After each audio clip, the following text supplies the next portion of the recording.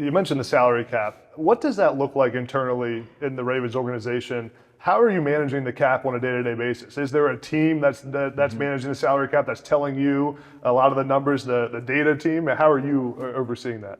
I got a big announcement. I just released my brand new resource for anyone trying to get recruited to play college football. Whether you're a player, the coach of a player, a parent of a player, this resource will help you learn everything you need to know to dominate the college football recruiting process. It's called the Get Coaches to Call Game Plan, and inside I'll reveal the secrets that top recruits use to make dynamic highlight videos and get in touch with coaches, and I'll give you a step-by-step guide for how to get coaches to notice you and reach out to you. The best part is that it's totally free. All I need is your name and your email. Check the link in the show notes. Now let's get back to the podcast.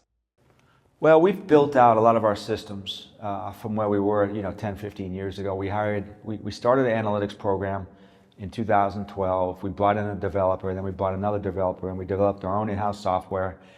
So we have some dashboards and different things that will give me daily updates. But we do have, working closely with me, 3 football administration people, Nick Matteo, Pat Moriarty, and Sophie Cortese.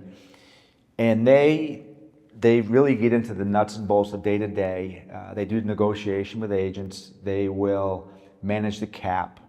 They will work on, making sure we're compliant, understanding all the rules and all the various things with the CBA collective bargaining agreement and all those things every single day.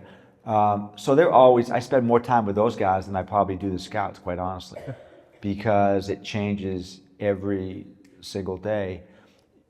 Basically, the philosophy that I have, is that we want to spend cash every year. Okay, so you've got the salary cap and then you've got cash spent. Okay, and we were always, historically, the Eagles were the same way, cash over cap. So we're spending more money than the cap every single year through signing bonuses and different things.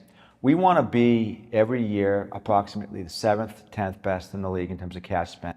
We don't want to be number 1, and we certainly don't want to be number 32.